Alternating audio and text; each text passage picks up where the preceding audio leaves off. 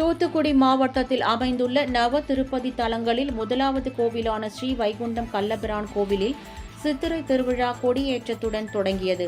தூத்துக்குடி மாவட்டத்தில் தாமிரபரணி ஆற்றங்கரையில் சிறப்பு வாய்ந்த நவ திருப்பதி கோவில்கள் அமைந்துள்ளன. இதில் முதலாவது கோவிலான ஸ்ரீவைகுண்டம் கள்ளபிரான் கோவிலில் ஆண்டுதோறும் சித்திரை திருவிழா வெகு விமரிசையாக நடத்தப்படுவது வழக்கம். அதேபோல் இந்த ஆண்டுக்கான சித்திரை திருவிழா இன்று கொடியேற்றத்துடன் தொடங்கியது. முன்னதாக கோவில் முன்புள்ள கொடிமரத்தின் அருகே உற்சவர் கள்ளபிரான் எழுந்தருளினார்.